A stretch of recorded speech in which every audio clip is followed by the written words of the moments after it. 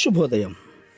Global బెతేనియా Calvary ministry తరపున ఈ వారం యొక్క చివరి దినంలో మరొకసారి మీ అందరితో కూడా కలుసుకుని దేవుని యొక్క పరిశుద్ధమైన మాటలు ధ్యానించుటకును దేవుడు నాకు ఇచ్చిన మధురమైన అవకాశంను బట్టి దేవునికి ప్రత్యేకమైన వందనాలు తెలియచేసుకుంటూ ఉన్నాను.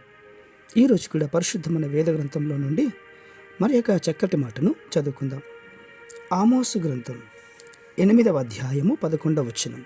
నేను చదువుతున్నాను, దయచేసి గమనించమని ప్రభు పేరిట మనవి చేస్తూ ఉన్నాను. ఆమోసు గ్రంథము 8వ అధ్యాయము 11వ వచనం. రాబో దినముల యందు దేశంలో నేను క్షామము పుట్టింతును, అది అన్నపానములు లేకపోవుట చేత కలుగు క్షామము కాదు కాక యెహోవా మాటను వినకపోవుట వలన కలుగు క్షామముగా ఉండును. ఇదే యెహోవా వాక్కు. దేవునికి స్తోత్రం కలుగునుగాక. అవును ప్రియులారా, క్షామము అంటే కరువు. కరువు అన్నటువంటి మాట బైబిల్ గ్రంథంలో మనము అక్కడక్కడ చూస్తూ ఉంటాం. ఈ రోజుల్లో చాలామంది కరువులో ఉన్నారు, ఇబ్బందుల్లో ఉన్నారు.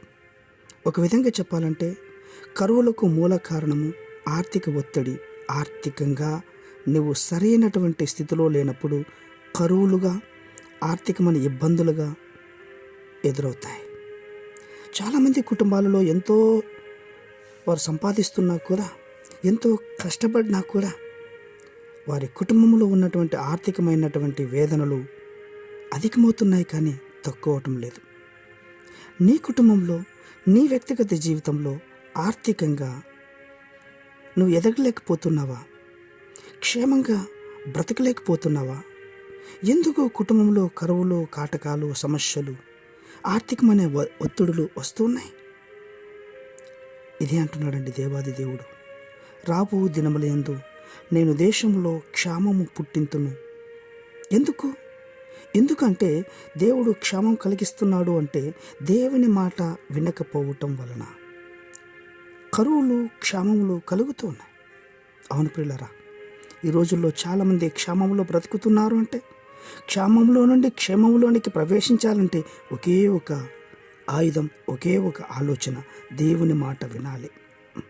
యెహోవా మాట వినకపోవటం వలననే ఈ రోజుల్లో చాలామంది కుటుంబాలలో కరువులు అధికమవుతూ ఉన్నాయి, ఎక్కువైపోతున్నాయి.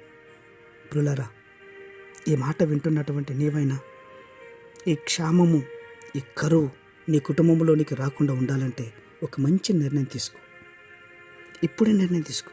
రేపటి దేవుని మందిరాలములకు వెళ్ళి, ప్రభువా నీ మాట వింటానయ్యా, నువ్వు చెప్పిన మార్గంలో నడుస్తానయ్యా, నిన్ను విడిచి ఎప్పటికీ నేను దూరంగా వెళ్ళిపోనయ్యా అని తీర్మానం తీసుకొని ప్రభు సన్నిధిలో మోకరించి ప్రార్థించి తప్పక దేవుడు నీకు సహాయం చేస్తాడు. క్షామము నుండి క్షేమమును నీ కుటుంబానికి అనుగ్రహిస్తాడు. అట్టి కృప దేవుడు మనకందరికీ కూడా అనుగ్రహించి కాపాడను గాక. ప్రేమ నమ్మకమైన మా ప్రియ పరలోకపు తండ్రి, నిజమునైనా మీ మాటలు వినకపోవడమే మాకు క్షామమునైనా.